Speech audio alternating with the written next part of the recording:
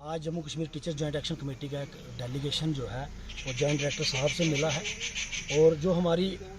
Reservations थी और objections थी रिसेंटली जो रैशनलाइजेशन की एक लिस्ट निकली है उसके बारे में उससे उनको हमने अवगत करवाया है, जिसमें हमारे बड़े सारे इश्यूज़ थे जो स्टूडेंट सेंट्रिक थे कि एक प्राइमरी स्कूल में कम से कम आपको 2 टीचर्स रखने होंगे अगर अच्छे से स्कूलों को चलाना है और बच्चों को पढ़ाना है, क्योंकि जो टीचर पीछे रहा है या तो वो BLO है या तो वो किसी और ड्यूटी में जो इन्वॉल्व है वो बच्चों तक नहीं पहुंच पाएगा और कहीं उसको इलेक्शन या BLO ड्यूटी पे जाना पड़ा तो वो स्कूल हमारे मैक्सिमम बंद हो जाएंगे। वहाँ कम से कम हमने रिक्वेस्ट की है कि कम से कम प्राइमरी स्कूल में 2 टीचर्स होने चाहिए और मिडिल स्कूल में यहाँ 50 के ऊपर स्ट्रेंथ है, 50 से नीचे अगर है तो आप वहाँ 4 टीचर्स भी अगर दें तो चलो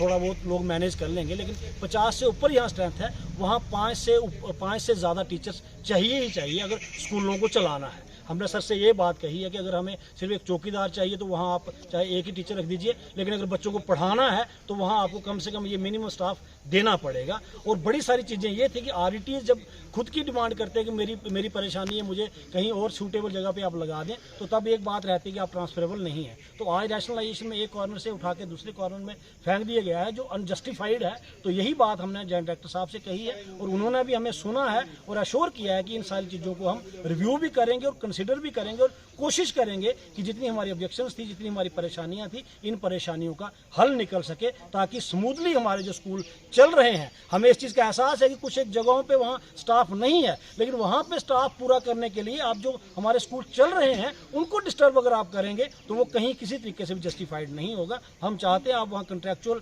अपॉइंटमेंट्स कर लें या और कोई ऑप्शन देख लें, लेकिन एक स्कूल को डिस्टर्ब करके दूसरा स्कूल को चलाना वो जो है वो सही नहीं रहेगा। तो आज जॉइंट डायरेक्टर साहब ने हमें अश्योर किया कि इसको रिव्यू करेंगे, देखेंगे भी। हमें उम्मीद है कि वो इसको अच्छे तरीके से जो हमारी प्रॉब्लम्स हैं इनका हल भी करेंगे ताकि अच्छे तरीके से हमारे स्मूथली जो स्कूल जो है वो चल पाए।